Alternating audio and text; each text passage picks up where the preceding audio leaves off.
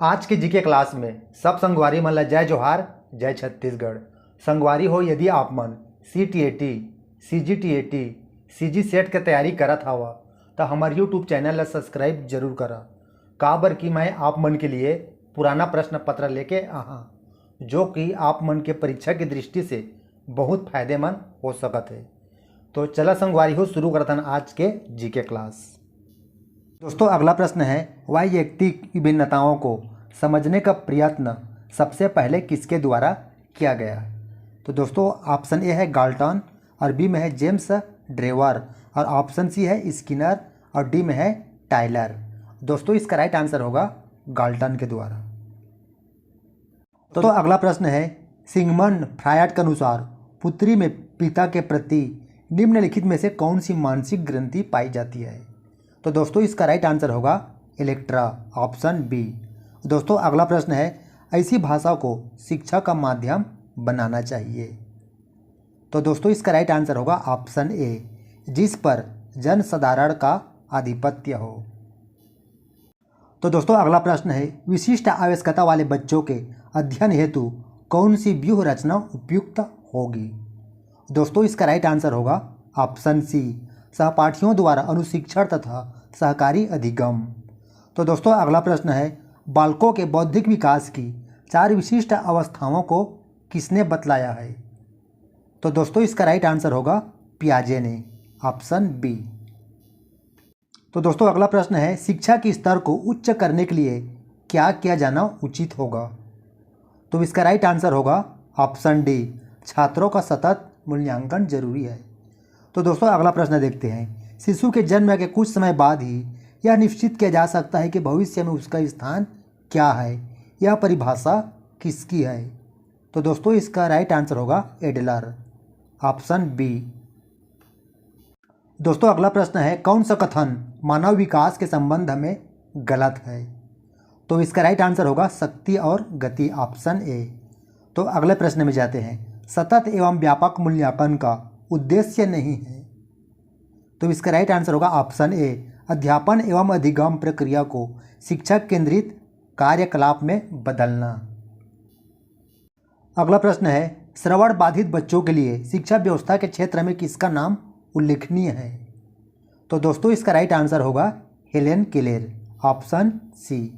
दोस्तों अगला प्रश्न है, अधिगम अनुभव के कारण हमारे मौलिक व्यवहार में संशोधन है। अधिगम ही यह परिभाषा निम्नलिखित में से किसने दी है? तो दोस्तों यह परिभाषा काल्विन ने दी है, ऑप्शन बी, काल्विन।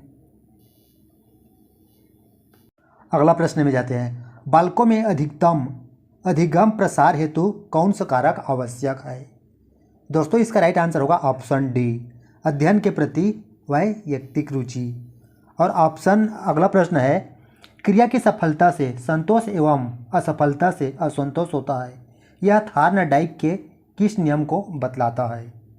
तो दोस्तों इसका राइट आंसर होगा ऑप्शन बी, प्रभाव का नियम। तो दोस्तों अगला प्रश्न है, सीखने के अंतःदृष्टि सिद्धांत को किसने बढ़ावा दिया है? तो इसका राइट आंसर होगा ऑप्शन बी, गेस्टाल्ट सिद्धांतवादी ने। तो दोस्तों अगला प्रश्न है, किस तरह के प्रश्न सबसे अधिक उत्तम होते हैं? तो इसका राइट आंसर होगा ऑप्शन डी, समस्या प्रधान और हल ढूंढने में सहायता करें। दोस्तों अगला प्रश्न है, अभिप्रेरणा के स्वरूप में निम्नलिखित में से कौन सा लक्षण सम्मिलित है? तो ऑप्शन ए में दिया है शक्ति संचालन और ऑप्शन बी में दिया है परिवर्तनशीलता और ऑप्शन सी है निरंतरता और ऑप्शन डी है उपरोक्त में से कोई नहीं, उपरोक्त में से सभी।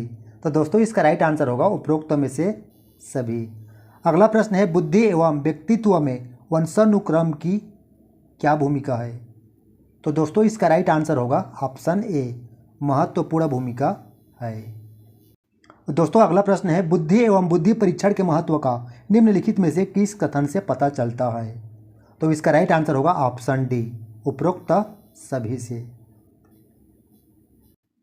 अगला प्रश्न है, जिन बच्चों के परिवार का वातावरण प्रजातांत्रिक होता है वह अन्य बच्चों से अपेक्षाकृत ज़्यादा होते हैं? तो दोस्तों इसका राइट आंसर होगा ऑप्शन बी, बहुमुखी और अधिक क्रियाशील होते। दोस्तों अगला प्रश्न है, किसी समस्या पर चर्चा करने का अवसर जब विद्यार्थियों को समूह में दिया जाता है तब उनके सीखने का क्रम में क्या होता है? तो इसका राइट आंसर होगा बेहतर होता है, ऑप्शन बी। अगला प्रश्न है समावेशी कक्षा की विशेषता नहीं है, तो इसका राइट आंसर होगा ऑप्शन डी। समग्र विद्यार्थी एक ही ज्ञान क्षमता वाले होते हैं। तो दोस्तों अगला प्रश्न है उच्च प्राथमिक स्तर पर एक अच्छे शिक्षक में सबसे महत्वपूर्ण विशेषता क्या होनी चाहिए?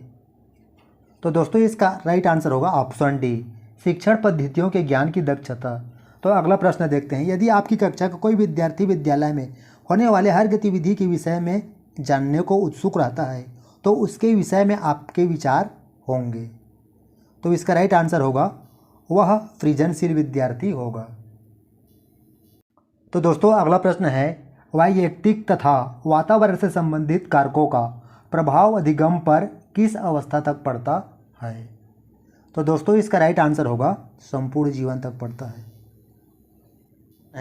बालकों के वर्गीकरण और उनके प्रमुख लक्षणों के साथ जोड़े बनाइए। तो एक है दोस्तों प्रतिभाशाली, तो साथियों इसका जोड़ी होगा उच्च बुद्धि वाले बच्चे। और दूसरा में है रचनात्मक, दोस्तों इसका रचनात्मक के साथ होगा आविष्कारक। अगला है पिछड़े हुए, तो दोस्तों पिछड़े हुए का होगा औसत से पीछे बच्चे। अगला है दोस्तों अधिगम अयोग्य, मतलब इसका जोड़ी होगा समस्यावाचक। अगला है मानसिक रूप से मंद, दोस्तों इसके साथ जोड़ी होगा निम्न बुद्धि वाले। इसका राइट आंसर होगा ऑप्शन ए। अगला प्रश्न है मूल प्रवृत्तियों की संख्या संवेग के संबंध में कितनी है? तो दोस्तों इसका राइट आंसर होगा ऑप्शन डी 14। दोस्तों अगला प्रश्न है सामान्यतः निबंधात्मक प्रश्नों का प्रयोग विद्यार्थियों के मूल्यांकन के लिए किया जाता है, इस प्रकार के प्रश्नों की खामियां होती है। तो दोस्तों इसका राइट आंसर होगा ऑप्शन ए। दोस्तों अगला प्रश्न है भाषा संबंधी योग्यता और बुद्धि लब्धि में घनिष्ठ संबंध होता है, यह किसका कथन है? तो दोस्तों इसका राइट आंसर होगा स्पाइकर तथा इरविन का, ऑप्शन बी। दोस्तों अगला भाग है हिंदी। दोस्तों इसका फर्स्ट क्वेश्चन है किसी वाक्य अथवा अवतरण को ज्यों का ज्यों लेने पर किस चिन्ह का प्रयोग किया जाता है? तो दोस्तों इसका ज्यों का ज्यों लेने पर युगल उद्धरण चिन्ह का प्रयोग किया जाता है, ऑप्शन बी।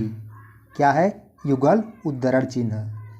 अगला प्रश्न है दोस्तों आदर्श विद्यार्थी का कर्तव्य है कि वह अपने रहन सहन का स्तर साधारण रखे, उसे न तो फैशन की ओर ध्यान देना चाहिए और न ही शरीर सजावट की ओर। विद्यार्थियों को उच्च विचार रखने के लिए चाहिए जिससे उसका मन पवित्र हो। आदर्श विद्यार्थियों के लिए यह आवश्यक है कि वह विद्यालय के प्रत्येक कार्य में भाग ले, इससे उसे आगे बढ़ने की प्रेरणा मिलती है। निम्न गद्यांश का उचित शीर्षक क्या होना चाहिए? तो दोस्तों इसका राइट आंसर होगा विद्यार्थी और कर्तव्य, ऑप्शन सी। दोस्तों अगला प्रश्न है मोहन अभी आया है वाक्य में क्रिया किस काल की है? तो दोस्तों ऑप्शन ए है आसन्न भूतकाल, और बी में ऑप्शन है पूर्ण भूतकाल, और ऑप्शन सी है संदिग्ध भूतकाल, और डी है सामान्य भूतकाल। दोस्तों इसका राइट आंसर होगा आसन्न भूतकाल, ऑप्शन ए। दोस्तों अगला प्रश्न है मुहावरा क्या होता है? तो ऑप्शन ए है शब्दांश, और बी है पूर्ण वाक्य, और सी है वाक्यांश, और डी है इनमें से कुछ नहीं। ऑप्शन ए है शब्दांश। तो दोस्तों इसका राइट आंसर होगा वाक्यांश। मुहावरा क्या होता है? वाक्यांश होता है। दोस्तों अगला प्रश्न है स्पृश्य शब्द को विलोमार्थक बनाने के लिए किस उपसर्ग का प्रयोग करेंगे? तो ऑप्शन ए में दिया है अनु, और बी में है नी, और सी में है अ, और डी में है कु। तो दोस्तों इसमें अ उपसर्ग का प्रयोग करेंगे, ऑप्शन सी। दोस्तों अगला प्रश्न है लेखन कौशल के मूल्यांकन का सर्वश्रेष्ठ तरीका क्या होता है? तो दोस्तों लेखन कौशल का ऑप्शन ए है सुलेख, और ऑप्शन बी में है प्रश्नों के उत्तर लिखना, और ऑप्शन सी है अनुभव लेखन, और ऑप्शन डी है श्रुति लेखन। तो दोस्तों इसका राइट आंसर होगा अनुभव लेखन। लेखन कौशल का सर्वश्रेष्ठ होता है अनुभव लेखन। दोस्तों अगला प्रश्न है, झिलमिल कौन सा शब्द है? तो दोस्तों इसका राइट आंसर होगा देशज शब्द है। क्या शब्द है दोस्तों? देशज। दोस्तों अगला प्रश्न है, घड़ी में तोला घड़ी में मासा का अर्थ है। क्या है दोस्तों? घड़ी में तोला घड़ी में मासा का अर्थ है। तो इसका राइट आंसर होगा जरा सी बात पर खुश और नाराज होना, ऑप्शन डी। अगला प्रश्न है, इनमें से अंतस्थ व्यंजन कौन सा है? तो दोस्तों इनमें से अंतस्थ व्यंजन होगा या, ऑप्शन सी। दोस्तों अगला प्रश्न है, अट्टालिका का तद्भव रूप है। अट्टालिका का तद्भव रूप है। तो दोस्तों इसका राइट आंसर होगा अटारी, ऑप्शन सी। दोस्तों अगला प्रश्न है, अधजल गगरी छलकत जाए मुहावरे का अर्थ क्या होता है? अधजल गगरी छलकत जाए मुहावरे का अर्थ क्या होता है? तो दोस्तों इसका राइट आंसर होगा अपरिपक्व व्यक्ति का बड़बोलापन, ऑप्शन डी। अगला प्रश्न है, अनुनासिक ध्वनि से युक्त शब्द कौन सा है? तो इसका राइट आंसर होगा भांति, ऑप्शन सी। दोस्तों अगला प्रश्न है, अभ्युदय शब्द में कौन सा उपसर्ग लगा है? तो दोस्तों इसका राइट आंसर होगा अभी, ऑप्शन बी। अगला प्रश्न है, अपनाना शब्द क्रिया का कौन सा प्रकार है? अपनाना शब्द क्रिया का कौन सा प्रकार है? तो इसका राइट आंसर होगा नाम धातु क्रिया, ऑप्शन बी। दोस्तों अगला प्रश्न है, मौन पठन का मुख्य उद्देश्य क्या है? तो दोस्तों इसका मुख्य उद्देश्य गहन अर्थ ग्रहण करना है। दोस्तों अगला प्रश्न है, जग जीवन में जो चीर महान सौंदर्यपूर्ण और सत्य प्राण, मैं उसका प्रेमी बनुनाथ जिसमें मानव रहित हो हित समान। उक्त पंक्ति में कवि ने चीर महान किसे कहा है? तो दोस्तों इसका राइट आंसर होगा ऑप्शन बी, जो सत्य और सुंदर से संपूर्ण हो उसे चीर महान कहा है। अगला प्रश्न है, मुझे किस प्रकार का सर्वनाम है? मुझे किस प्रकार का सर्वनाम है? तो दोस्तों इसका राइट आंसर होगा उत्तम पुरुष, ऑप्शन सी। दोस्तों अगला प्रश्न है, किताब का विशेषण रूप क्या है? तो दोस्तों इसका राइट आंसर होगा ऑप्शन डी, किताबी। तो अगला प्रश्न है, कृपया बैठ जाइए कौन सा वाक्य है? तो दोस्तों इसका राइट आंसर होगा ऑप्शन सी, आज्ञावाचक। तो दोस्तों अगला प्रश्न है, यह पुस्तक रमा को दे दी, इस वाक्य में कौन सा कारक प्रयुक्त है? तो इसका राइट आंसर होगा ऑप्शन बी, संप्रदान कारक। प्रश्न है, साहित्य का आधार जीवन है, इसी आधार पर साहित्य की दीवार खड़ी होती है। जीवन परमात्मा के सामने जवाबदेह है, यह नहीं, लेकिन साहित्य मनुष्य के सामने जवाबदेह है। साहित्य का आनंद जीवन के सभी आनंद में उच्च है, उसका आधार सुंदर और सत्य से मिलता है। वास्तव में सच्चा आनंद सुंदर और सत्य से ही मिलता है। उसी आनंद को दर्शाना, उत्पन्न करना साहित्य का उद्देश्य है। इस गद्यांश में साहित्य का आधार क्या है? तो दोस्तों इसका राइट आंसर होगा सुंदर और सत्य को पाना, ऑप्शन सी। दोस्तों अगला प्रश्न है, ढाक के 3 पात लोकत्ति का सही अर्थ क्या होगा? तो इसका राइट आंसर होगा स्थिति में कोई परिवर्तन नहीं होना, ऑप्शन बी। दोस्तों अगला प्रश्न है, श्रवण कौशल से विद्यार्थी में क्या विकास होता है? तो दोस्तों इसका राइट आंसर होगा ध्वनियों के सूक्ष्म अंतर को पहचानने की क्षमता, ऑप्शन डी। अगला प्रश्न है, वाक्य में वचन संबंधी शुद्ध वाक्य का चयन कीजिए। तो दोस्तों इसका राइट आंसर होगा ऑप्शन ए, 3 घटनाएं घटित हुई। दोस्तों अगला प्रश्न है, निम्नलिखित में से कौन सा विदेशी शब्द का उदाहरण है? तो दोस्तों इसका राइट आंसर होगा हलवाई, ऑप्शन डी। अगला प्रश्न है, लेखन करते समय टिप्पणी अथवा फुटनोट के लिए किस विराम चिन्ह का प्रयोग किया जाता है? तो दोस्तों इसका राइट आंसर होगा तारक टिप्पणी चिन्ह, ऑप्शन डी। दोस्तों अगला प्रश्न है, महान शब्द का स्त्रीलिंग क्या होना चाहिए? तो इसका राइट आंसर है महती, ऑप्शन डी। अगला प्रश्न है, कबूतर का पर्यायवाची शब्द कौन सा है? तो कबूतर का पर्यायवाची शब्द होगा पारावात, ऑप्शन बी। दोस्तों अगला है पार्ट 3 अंग्रेजी। तो दोस्तों इसके अंतर्गत read the flowing passage and choose the appropriate option giver for question number 61 से 70। तो दोस्तों इस गद्यांश को अच्छी तरह से 3-4 बार रिवीजन कर लेना है। इसके बाद इसी गद्यांश से आपको प्रश्न क्रमांक 61 से 70 का उत्तर देना है। तो दोस्तों अगला है read the following poem and choose the appropriate option given for question number 71 से 75। तो दोस्तों निम्नलिखित कविता को अच्छी तरह से पढ़ें और जो भी प्रश्न बनता है उसका उत्तर इसी में से देना है। तो दोस्तों इसको भी 3-4 बार अच्छी तरह से रिवीजन कर लेना है, उसके बाद उत्तर देना होगा। तो दोस्तों अगला प्रश्न है which of the following is not one of the criteria for assessing speaking ability us suggested by bird and Denison 1983 in their for point scales. तो दोस्तों इसका हिंदी में होगा निम्नलिखित में से कौन सा एक नहीं है बोलने की क्षमता का आकलन करने के लिए मानदंड जैसे वर्ड और डेनिसन द्वारा सुझाया गया 1987 उनके 4 बिंदु पैमाने में। तो दोस्तों इसका राइट आंसर होगा option C grammatically correct structures. तो दोस्तों इसका अर्थ होगा व्याकरणिक रूप से सही संरचनाएं। तो दोस्तों अगला प्रश्न है miss Ranjana tells stories to her learners in the class C ask some questions during the story it is. तो दोस्तों इसका हिंदी में होगा कुमारी रंजना अपने शिक्षार्थियों को कहानियाँ सुनाती है, कक्षा में वह कुछ सवाल पूछती है, कहानी के दौरान यह क्या कहलाता है।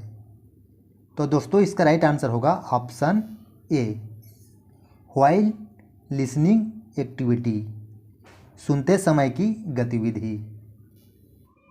तो दोस्तों अगला प्रश्न है मैच द कॉलम करेक्टली कॉलमों का सही मिलान करें। तो 1 नंबर में दिया है डिस्क्रिप्टिव राइटिंग। तो दोस्तों डिस्क्रिप्टिव राइटिंग का मतलब होता है वर्णनात्मक लिखना। तो दोस्तों इसका राइट आंसर होगा 3 नंबर। दूसरा में दिया है नरेटिव राइटिंग, इसका मतलब होता है आख्यान लिखना। तो दोस्तों इसका राइट आंसर होगा 2 नंबर। तीसरा में दिया है आर्गुमेंटेटिव राइटिंग। दोस्तों इसका अर्थ है विवादपूर्ण लिखना। दोस्तों इसका राइट आंसर होगा 1 नंबर। और चौथा में दिया है परसेसिव राइटिंग। दोस्तों इसका अर्थ होता है प्रेरक लिखना। इसका राइट आंसर होगा 4 नंबर। दोस्तों अगला प्रश्न है विच of the following is not true about the cognitive school of language learning. दोस्तों इसका हिंदी में होगा निम्नलिखित में से कौन सा सत्य नहीं है भाषा का संज्ञानात्मक विद्यालय सीखना। तो दोस्तों इसका राइट आंसर होगा ऑप्शन सी। तो दोस्तों अगला प्रश्न है Surekha family speaks Odia and her neighbour speak Chhattisgarhi with the passage of time she speak Odia and Chhattisgarhi both fluently now in the light of the above phenomenon which statement is correct.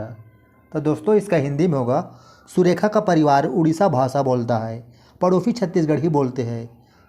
साथ समय बिताने के साथ वह उड़िया बोलती है और छत्तीसगढ़ी दोनों धारा प्रवाह। अब उपरोक्त घटना के आलोक में कौन सा कथन सही है। तो दोस्तों इसका राइट आंसर होगा option C acquired both the language, उसने दोनों भाषाएं सीख ली। तो दोस्तों अगला प्रश्न है Vidya is preparing for a competitive examination while reading she underline the key points highlights important fact writes short notes in the margin such reading is called. तो दोस्तों इसका हिंदी में होगा विद्या किसी प्रतियोगिता की तैयारी कर रही है, इम्तिहान पढ़ते समय वह मुख्य बिंदुओं को रेखांकित करता है, मुख्य बातें महत्वपूर्ण तथ्य में संक्षिप्त नोट्स लिखते हैं, ऐसा पढ़ना क्या कहलाता है।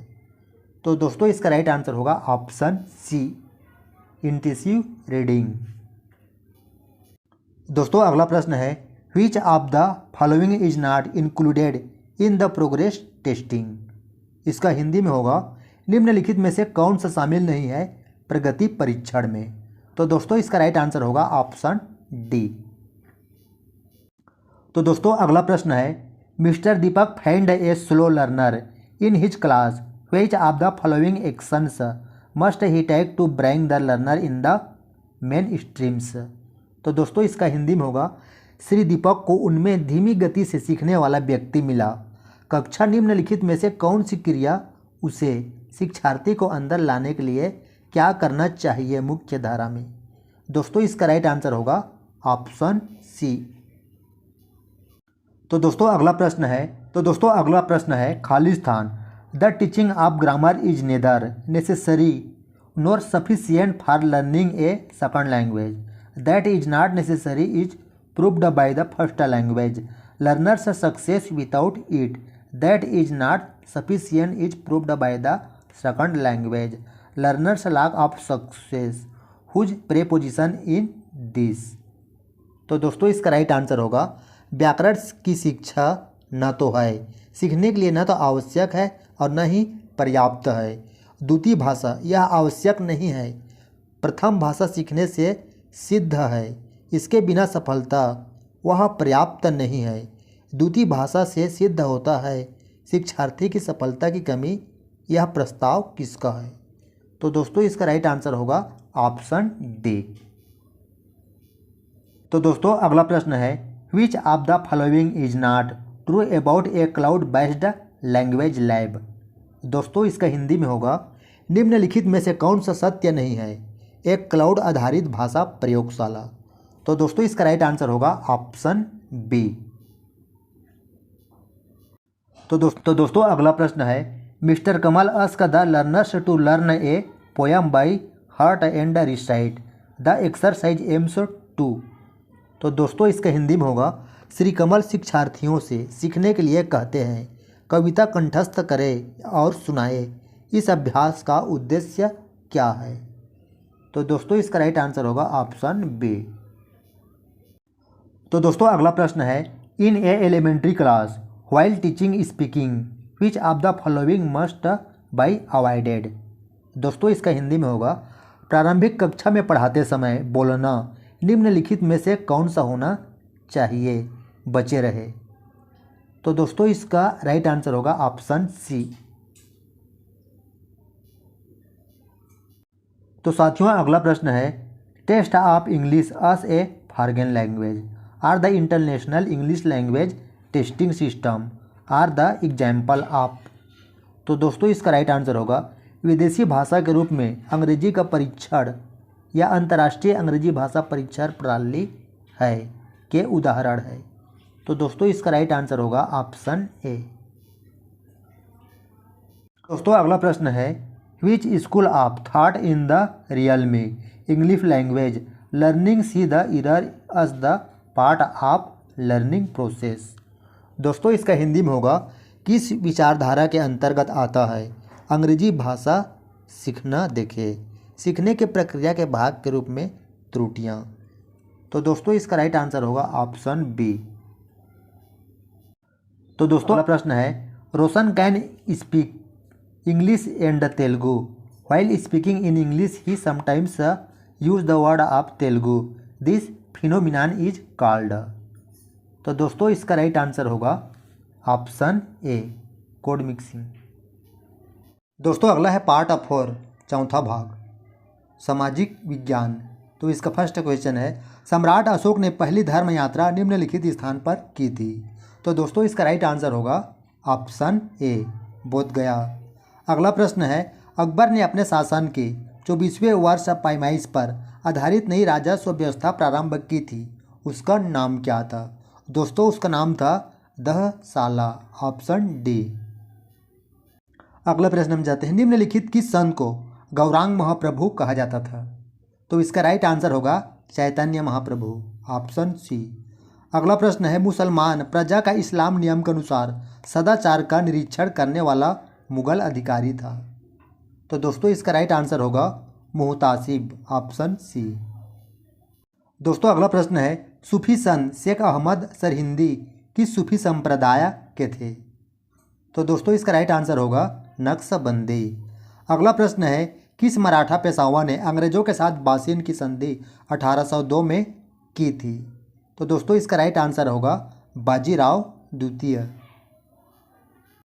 दोस्तों अगला प्रश्न है 1857 के विप्लव को इंग्लैंड के किस नेता ने सुनियोजित एवं सुसंगठित प्रयत्नों का परिणाम बतलाते हुए एक राष्ट्रीय विद्रोह कहा था? तो दोस्तों इसका राइट आंसर होगा ऑप्शन ए, डिज़रायली। अगला प्रश्न है, सुप्रीम कोर्ट ने कार्यस्थल पर महिलाओं के छेड़छाड़ को मौलिक अधिकारों का हनन का अपराध मानने वाला विशाखा दिशा निर्देश कब जारी किया गया था? तो दोस्तों इसका राइट आंसर होगा 1997, ऑप्शन बी। दोस्तों अगला प्रश्न है, 1857 के विप्लव के पश्चात ईस्ट इंडिया कंपनी की सत्ता समाप्त कर क्राउन की सत्ता की स्थापना की घोषणा कब की गई थी? दोस्तों इसका राइट आंसर होगा अगस्त 1858 को। तो अगला प्रश्न है, ब्रिटिश कालीन भारत में जाति व्यवस्था को प्रभावित करने वाले कारकों में निम्नलिखित कारक नहीं था? तो दोस्तों इसका राइट आंसर होगा जाति पंचायत। अगला प्रश्न है, कौटिल्य के अर्थशास्त्र के अनुसार क्षेत्रक किसे कहा जाता था? तो दोस्तों इसका राइट आंसर होगा ऑप्शन बी, भूस्वामी को। दोस्तों अगला प्रश्न है, निम्नलिखित अधीनस्थ राजपूत राज्य का अकबर के साथ कोई वैवाहिक संबंध नहीं था? तो दोस्तों इसका राइट आंसर होगा ऑप्शन सी, बांसवाड़ा। अगला प्रश्न है, वैदिक साहित्य के अनुसार विद्यार्थी जीवन समाप्त होने पर कौन सा संस्कार होता था? तो दोस्तों इसका राइट आंसर होगा समावर्तन, ऑप्शन डी। अगला प्रश्न है, सूफी धर्म में ईश्वर से एकात्म प्राप्त करने के साधनों में एक है समा, इसका अर्थ होता है? तो दोस्तों इसका राइट आंसर होगा ऑप्शन बी, संकीर्तन। दोस्तों अगला प्रश्न है, आधुनिक भारत में नगरीकरण प्रक्रिया के विकास में निम्नलिखित कारण नहीं माना जाता है? तो दोस्तों इसका राइट आंसर होगा सांस्कृतिक परंपरा, ऑप्शन ए। दोस्तों अगला प्रश्न है, निम्नलिखित स्थान में प्राप्त संस्कृति हड़प्पा युगोत्तर संस्कृति है? तो इसका राइट आंसर होगा झुकर संस्कृति, ऑप्शन सी। दोस्तों अगला प्रश्न है, निम्नलिखित में से किस राजा ने दक्षिण पूर्वी एशिया के मलाय में भारतीय साम्राज्य की स्थापना की थी? तो दोस्तों इसका राइट आंसर होगा ऑप्शन बी, शैलेंद्र ने। अगला प्रश्न है, ऋग्वेद में 10 राजाओं के संघ के साथ युद्ध करने वाले किस राजा का नाम आता है? तो दोस्तों इसका राइट आंसर होगा सुदास, ऑप्शन बी। तो अगला प्रश्न है, पंचतंत्र का फारसी भाषा में अनुवाद करने वाले लेखक का नाम क्या था? तो दोस्तों इसका राइट आंसर होगा अबुल फजल, ऑप्शन बी। दोस्तों अगला प्रश्न है, मुक्ति का साधन भक्ति मार्ग बताने वाले भक्ति आंदोलन के प्रथम संत का नाम क्या था? तो दोस्तों इसका राइट आंसर होगा रामानुज, ऑप्शन डी।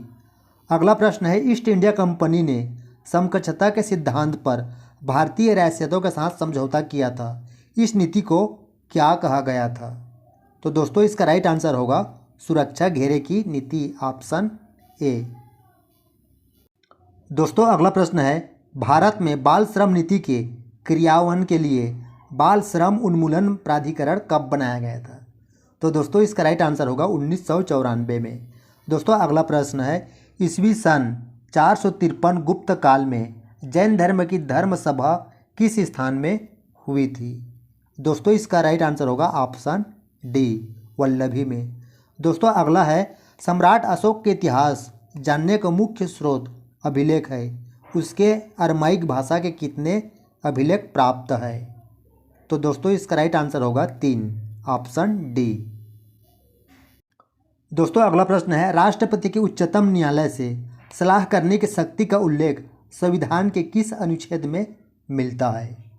तो दोस्तों इसका राइट आंसर होगा अनुच्छेद 143 में। दोस्तों अगला प्रश्न है, भारत के संविधान के उद्देश्य में से एक आर्थिक न्याय का उल्लेख किया गया है। तो दोस्तों इसका राइट आंसर होगा प्रस्तावना तथा राज्य के नीति निर्देशक सिद्धांतों में, ऑप्शन होगा बी। दोस्तों अगला प्रश्न है, राज्यसभा के संबंध में निम्नलिखित कथनों पर विचार कीजिए। तो एक नंबर में है, राज्यसभा एक निरंतर चलने वाली संस्था है। और ऑप्शन 2 है, इसके 1/4 सदस्य हर दूसरे वर्ष सेवानिवृत्त होते हैं। और तीसरा है, राज्यसभा के सदस्यों की पद अवधि 6 साल की होती है। तो दोस्तों इसका राइट आंसर होगा ऑप्शन बी, कथन ए और 3 सही है। दोस्तों अगला प्रश्न है, निम्नलिखित कथनों पर विचार कीजिए। तो ऑप्शन ए है, संविधान के तीसरे भाग में 6 मौलिक अधिकारों का उल्लेख किया गया है। और ऑप्शन 2 है, मूल संविधान में मौलिक कर्तव्यों का उल्लेख नहीं किया गया है। तो दोस्तों इसका राइट आंसर होगा ऑप्शन सी, कथन ए और 2 दोनों सही हैं। तो अगला प्रश्न है, निम्नलिखित में से कौन सी समिति केवल निचले सदन की है? तो इसका राइट आंसर होगा ऑप्शन डी, प्राक्कलन समिति। दोस्तों अगला प्रश्न है, ऐसा मूल अधिकार जो विदेशियों को भी प्राप्त है वह कौन सा है? तो दोस्तों इसका राइट आंसर होगा ऑप्शन बी, अपराधों के लिए दोष सिद्धि के संबंध में संरक्षण। तो अगला प्रश्न है, भारतीय संविधान के किस अनुच्छेद में संवैधानिक उपचारों के अधिकार का उल्लेख मिलता है? तो दोस्तों इसका राइट आंसर होगा अनुच्छेद 32 में, ऑप्शन ए। दोस्तों अगला प्रश्न है, निम्नलिखित में से कौन सी भू आकृति नदी द्वारा बनाई जाती है? तो ऑप्शन ए है गार्ज, और बी है कैनियन, और सी है गोखुर झील, मतलब 1 2 3। तो दोस्तों इसका राइट आंसर होगा ऑप्शन डी, 1 2 और 3 तीनों सही है। अगला प्रश्न है, भारत का सर्वाधिक जनसंख्या घनत्व वाला राज्य कौन सा है? तो दोस्तों इसका राइट आंसर होगा बिहार। अगला प्रश्न है, ओजोन की परत वायुमंडल में किस स्तर पर पाई जाती है? तो इसका राइट आंसर होगा समताप मंडल पर, ऑप्शन बी। दोस्तों अगला प्रश्न है, गज किला छत्तीसगढ़ में कहाँ स्थित है? तो दोस्तों इसका राइट आंसर होगा रतनपुर में। अगला प्रश्न है, एशिया की सबसे बड़ी इमली मंडी कहाँ स्थित है? तो इसका राइट आंसर होगा जगदलपुर, बस्तर। दोस्तों अगला प्रश्न है, निम्नलिखित में से किसे अश्व अक्षांश भी कहते हैं? तो दोस्तों इसका राइट आंसर होगा ऑप्शन बी, उष्णकटिबंधीय उच्च दाब की पेटी। दोस्तों अगला प्रश्न है, इंस्टीट्यूट ऑफ इकोनॉमिक स्टडीज नई दिल्ली द्वारा प्रतिष्ठित उद्योग रत्न अवार्ड किसे प्रदान किया गया है? तो दोस्तों इसका राइट आंसर होगा ऑप्शन ए, प्रेम सागर मिश्रा। दोस्तों अगला प्रश्न है, सेमरसोत अभयारण्य कहाँ स्थित है? Option A Bijapur, B Jashpur, C Surguja और डी कवर्धा। दोस्तों इसका राइट आंसर होगा बलरामपुर, जो कि इसमें नहीं दिया है। अगला प्रश्न है, महारानी वाष्टा द्वारा स्थापित सिरपुर के इफड़ू मंदिर लक्ष्मण मंदिर की प्रशस्ति रचना किसने की थी? तो दोस्तों इसका राइट आंसर होगा कवि ईशान, ऑप्शन बी। दोस्तों अगला प्रश्न है, भारत के मुख्य पर्वत श्रेणी एवं उनके सबसे ऊंचे शिखर को सुमेलित कीजिए। तो ए में दिया है अरावली पर्वत, तो इसका शिखर होगा गुरु शिखर। और बी है नीलगिरी पर्वत, इसका शिखर है डोडा बेटा। और सी में दिया है सतपुड़ा श्रेणी, इसका शिखर है धूपगढ़। और डी में दिया है पश्चिम घाट, तो इसका शिखर है अनई मुड़ी। दोस्तों अगला प्रश्न है, भूमकाल का विद्रोह किस सन में हुआ था? तो इसका राइट आंसर होगा 1910 में हुआ था। अगला प्रश्न है, चिंगरा पगार जलप्रपात कहाँ स्थित है? चिंगरा पगार जलप्रपात कहाँ स्थित है? तो दोस्तों इसका राइट आंसर होगा गरियाबंद में, ऑप्शन सी। दोस्तों अगला प्रश्न है, निम्न में से किस साहित्यकार को छत्तीसगढ़ के विद्यासागर की संज्ञा दी गई है? दोस्तों इसका राइट आंसर होगा पंडित रामदयाल तिवारी, ऑप्शन सी। अगला प्रश्न है, भारत के कौन कौन से राज्य चीन की सीमा से लगे हुए हैं? तो दोस्तों इसका राइट आंसर होगा ऑप्शन सी, अरुणाचल प्रदेश, सिक्किम और हिमाचल प्रदेश। दोस्तों अगला प्रश्न है, लेटरेटिक या लेटेराइट मिट्टी को स्थानीय भाषा में क्या कहते हैं? तो इसका राइट आंसर होगा ऑप्शन ए, भाटा। क्या होगा? भाटा। अगला प्रश्न है, लोकगीत लेजा छत्तीसगढ़ के मुख्यतः कौन से आदिवासी बहुल क्षेत्रों में गाया जाता है? तो दोस्तों इसका राइट आंसर होगा बस्तर क्षेत्र में। अगला प्रश्न है, भारत का पहला परमाणु ऊर्जा संयंत्र कौन सा है? तो इसका राइट आंसर होगा ऑप्शन ए, तारापुर। दोस्तों अगला प्रश्न है, मोह असंबद्धता पाई जाती है? तो इसका राइट आंसर होगा ऑप्शन ए, भूपटल एवं मेंटल के बीच। तो अगला प्रश्न है, आपने देखा कि छात्र सामाजिक विज्ञान की कक्षा में पूर्वाग्रह प्रदर्शित करते हैं, आपकी सबसे उपयुक्त प्रतिक्रिया क्या होगी?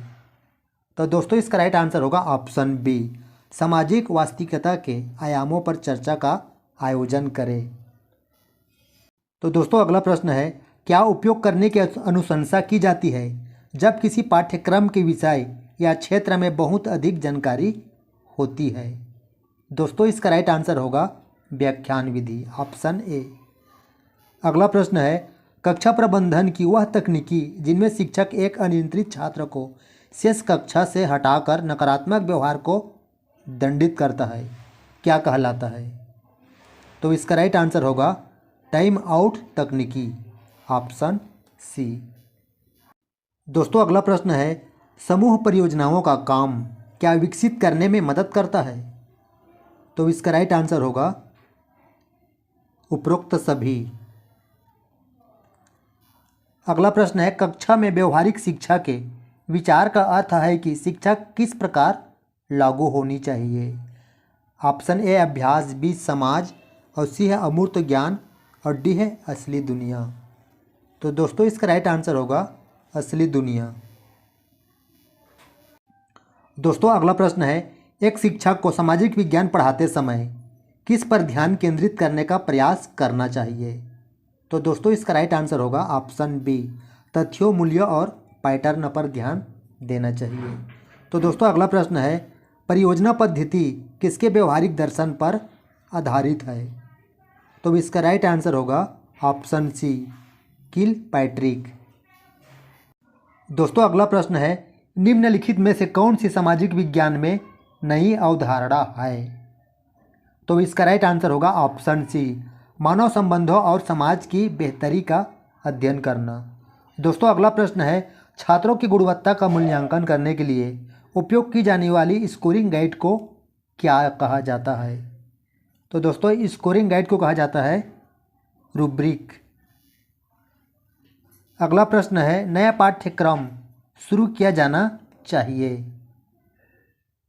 तो इसका राइट आंसर होगा धीरे धीरे से।